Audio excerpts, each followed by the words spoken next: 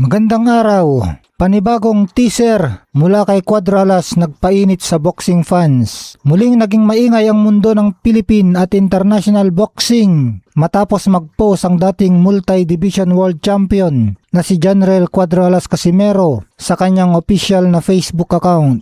Sa kanyang pinakabagong post, ibinahagi ni Casimero ang isang larawan kung saan makikitang magkaharap sila ng kampiyon na si Naoya the Monster Inoue kasama ang prestiyosong WBO World Super Bantamweight belt. Bagamat wala pang opisyal na anunsyo mula sa magkabilang kampo, itinuturing ng marami na ito ay isang teaser na kasalukuyan ng gumugulong ang negosasyon para sa kanilang tambalan na inaasahang magaganap ngayong Disyembre 2026 sa Japan. Hindi lang ito basta-basta usap-usapan, may malaking batayan sa ranggo at sitwasyon ng division kung bakit napakalakas ng posibilidad ng labang ito. Si Casimero ay kasalukuyang nakatala bilang number 4 sa WBO Super Bantamweight ranking. Sa kasalukuyan, si Casimero lamang ang tanging available sa top 5 contenders ng WBO para makalaban ni Inoue. Nabalitang hindi na matutuloy ang inaabangang laban ni Inoue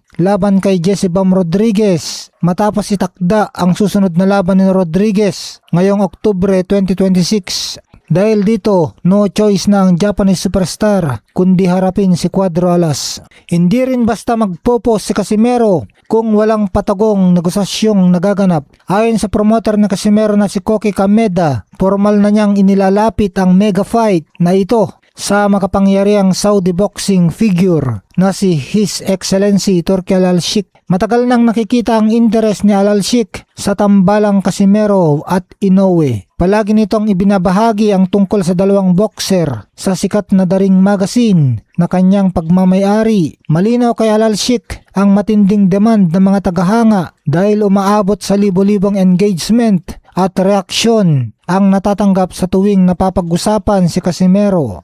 Naniniwala ang marami na kapag ang kampo ni Turki Al-Sheikh ang naglatag ng opisyal na offer para sa laban, hindi na ito maiilagan o matatanggihan pa ni Inoue. Bumuhos naman ang suporta at positibong reaksyon mula sa mga Pilipinong tagahanga sa comment section ng post ni Casimero. Lutang na lutang ang tiwala ng mga Pinoy na si Cuadro Alas ang may kakayahang sumira sa malinis na record ng The Monster.